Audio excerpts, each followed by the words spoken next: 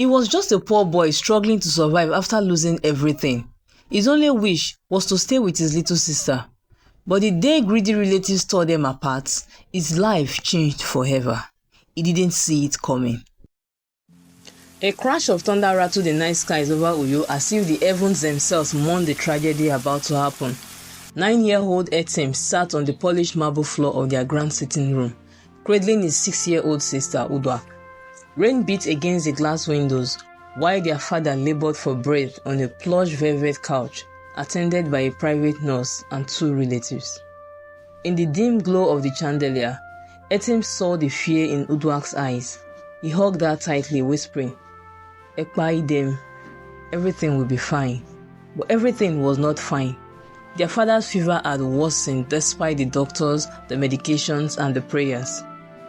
Lightning flashed, briefly illuminating the opulent room with its mahogany, shelves, and family portraits, as their uncle whispered frantically into his phone, trying to reach another specialist.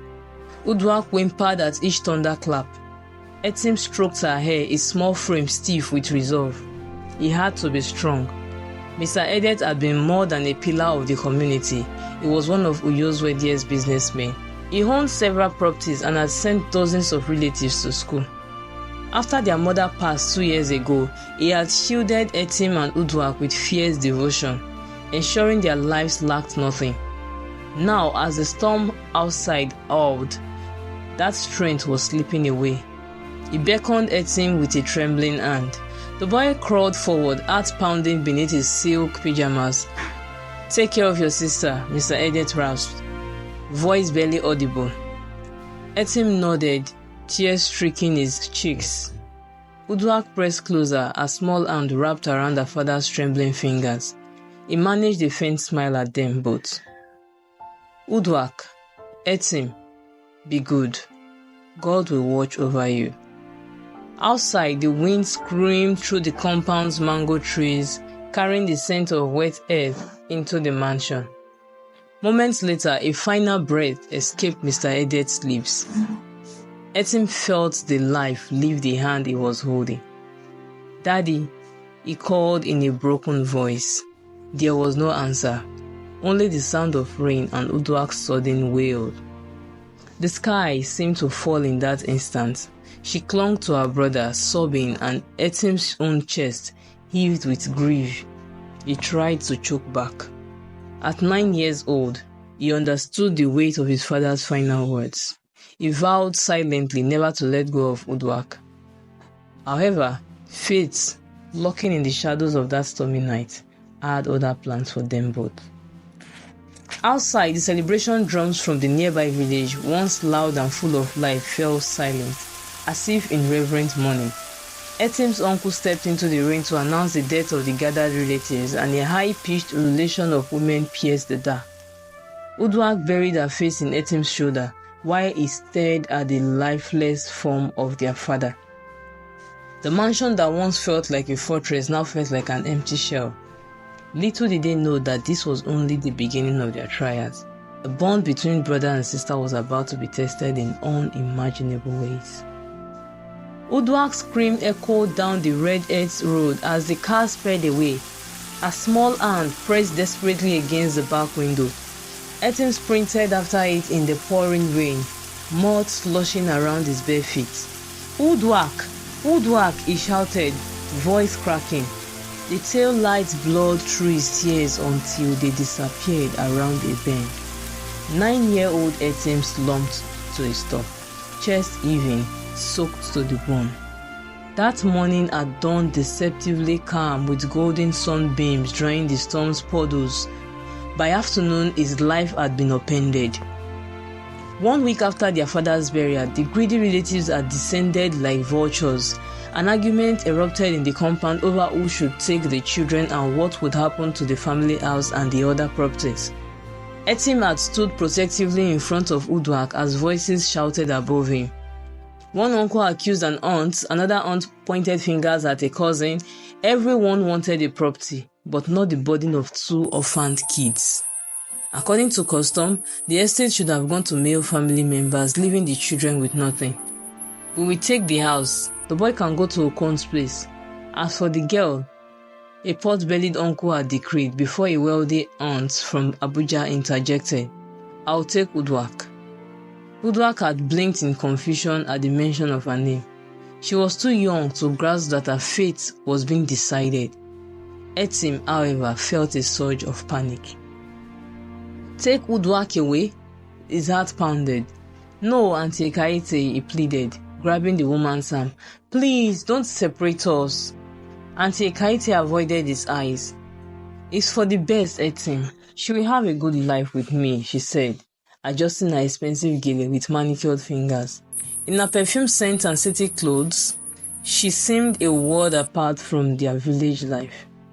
Etim's protest fell on deaf ears. Within hours, Uduak's few clothes were packed into a small suitcase. The 6-year-old didn't fully understand, but she clutched her doll and stayed glued to her brother's side, sensing his distress. When the Black Peugeot sedan arrived, Etim erupted in panic. He wrapped both arms around Uduak. She's my sister, you can't take her, he cried, tears mingling with sweat. The greedy relatives stood by the car, some looking uncomfortable, others impatient. Uncle Okon, who had agreed to take Etim in, peeled the boy away with a firm grip. Akpan, stop this, he scolded, though his own voice wavered.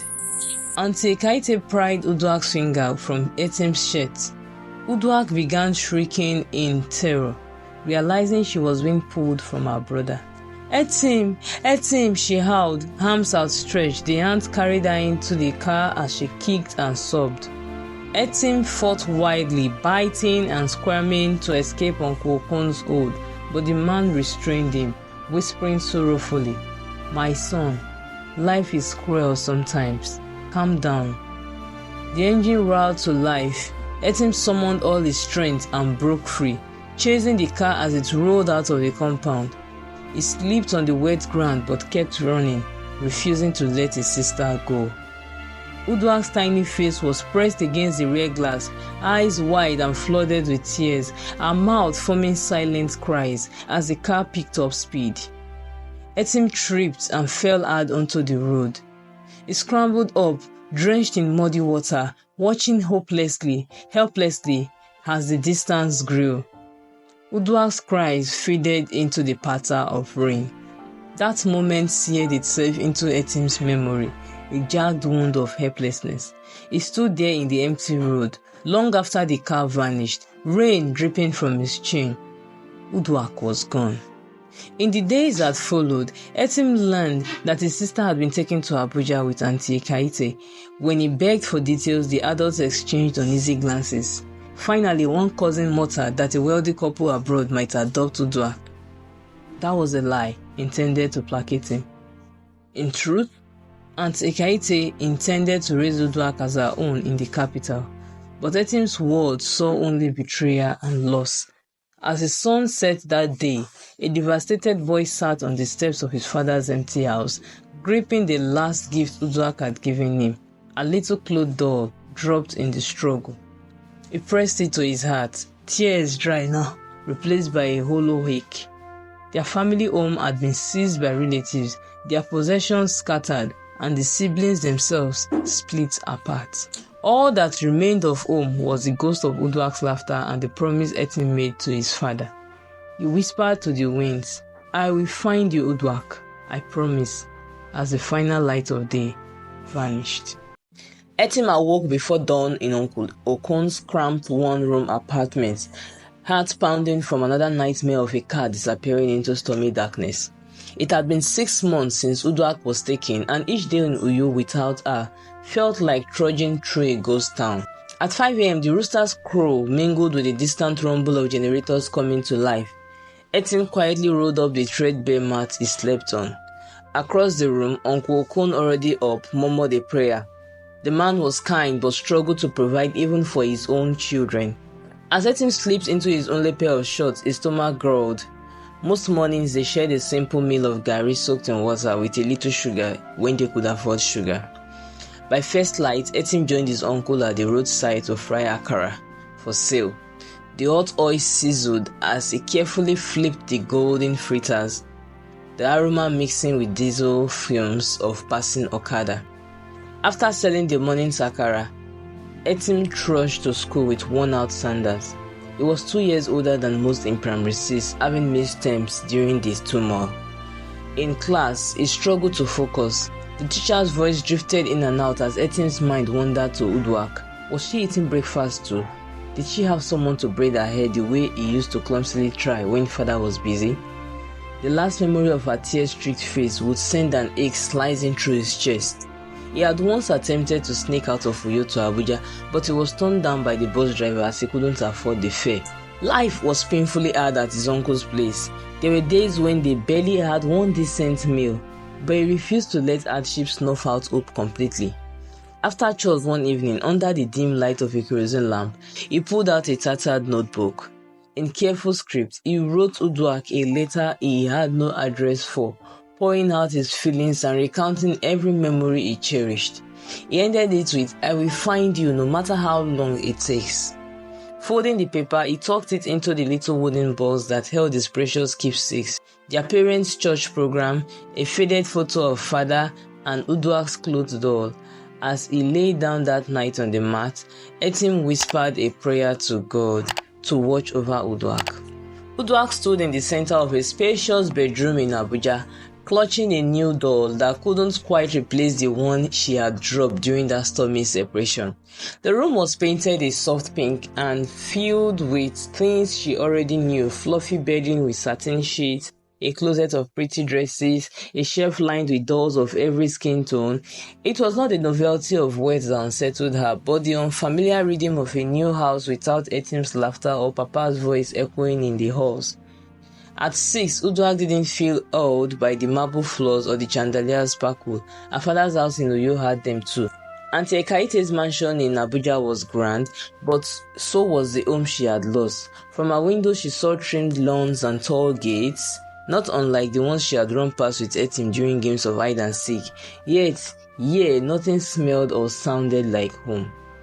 Despite the luxury, her new world felt sterile, like a museum where she wasn't allowed to touch anything. On her first night, she had curled up beneath her plush duvet and cried for Etim until her throat ached. The room heard her sobs, but no one came. Auntie Ekaite, though well-meaning, was brisk and preoccupied. She enrolled Uduak in an elite primary school, filled her closet with designer frocks, and stocked the playroom with imported toys. Uduak said thank you ma when expected, but she would have traded every gift for just one hug from her brother. In the evenings, Uduak often wandered into the manicured garden, drawn to the quiet corners where the scent of damp earth reminded her of home. One dusk, the cook, a warm, soft-spoken Calabar woman named Mama Ekanem, found her staring wistfully at the horizon. "Iniaba?" she asked gently in Ibibio. Uduak blinked up, eyes full of tears. "I miss my brother," she whispered. Mama Ekanem didn't ask questions. She simply knelt and wrapped the child in her arms. In that embrace, Uduak felt the first true comfort since she had arrived. Inside the mansion, Auntie Ekaite carried on as though Uduak had always belonged there. She rarely acknowledged the child's past, preferring to present her as a polished daughter molded by city life. Over time, Uduak adapted to her new reality. She slept in a king-size bed, ate toast and eggs instead of her nanny's akara, and rode to school in a sleek black SUV. She spoke English with precision, learned snippets of Hausa, and earned top marks in her class.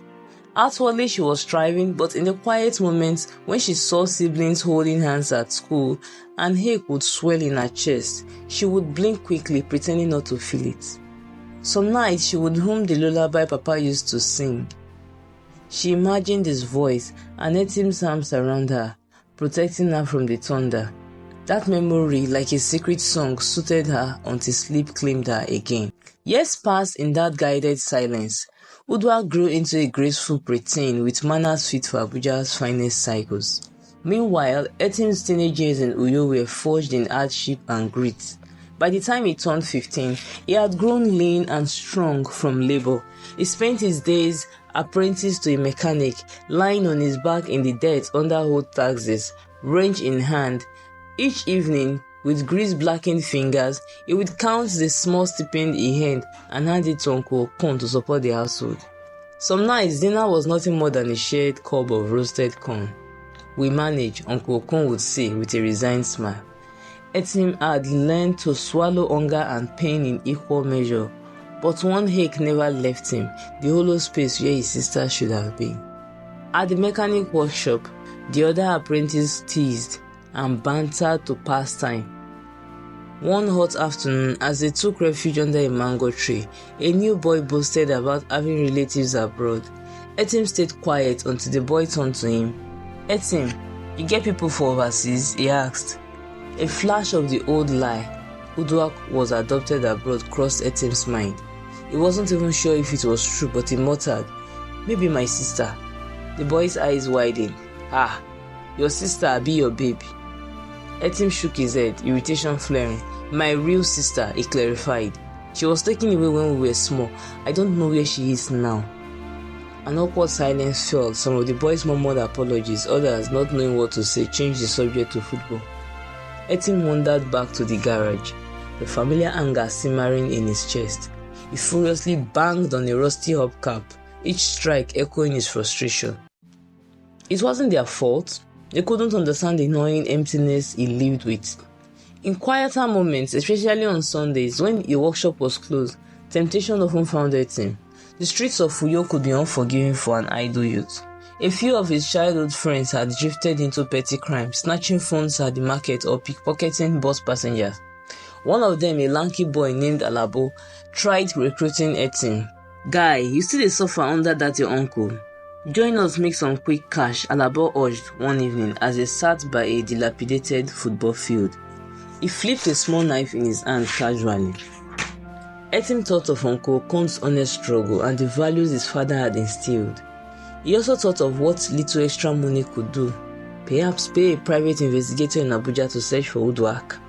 The conflict tore at him. Seeing the hesitation, Alabo clapped a hand on his shoulder. "No be big deal though. These people will take from them, get plenty money." That night, Etim could barely sleep. His father's words echoed, "Be good, take care of your sister." But how could he take care of her if he never found her? If the world would not give him a way, did he not have to claw out one for himself? In a desperate moment, he agreed to one outing with Alabo's crew. The plan was to steal a purse from a rich trader's car at a crowded market. The afternoon sun beat down as Etim and Alabo loitered near the busy stalls, hearts hammering. At the signal, Alabo darted in and grabbed the purse through an open window.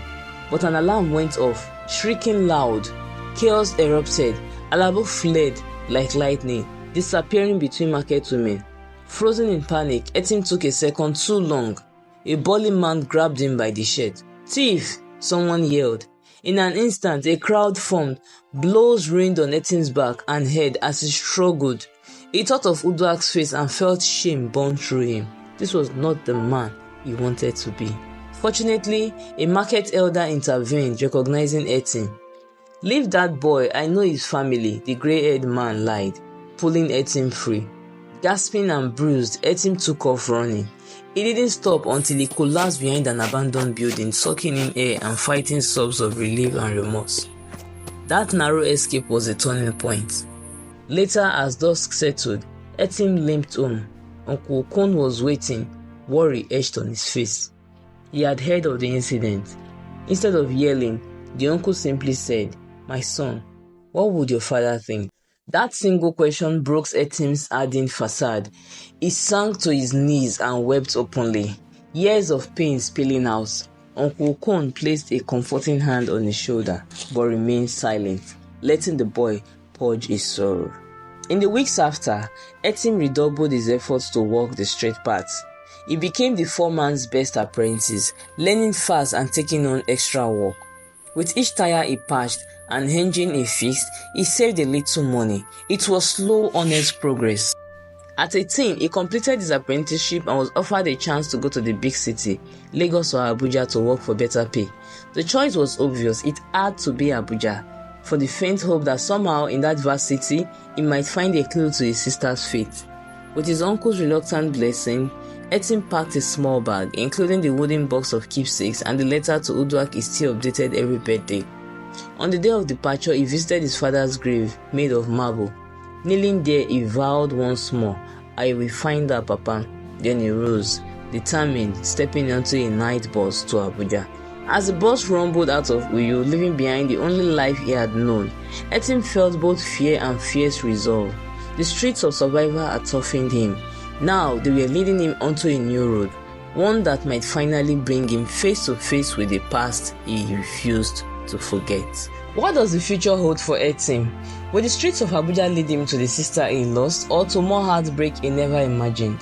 Find out in part 2 of this unforgettable journey. If you enjoyed this story, please don't forget to like, subscribe and turn on the notification bell so you don't miss the next part. See you in part 2.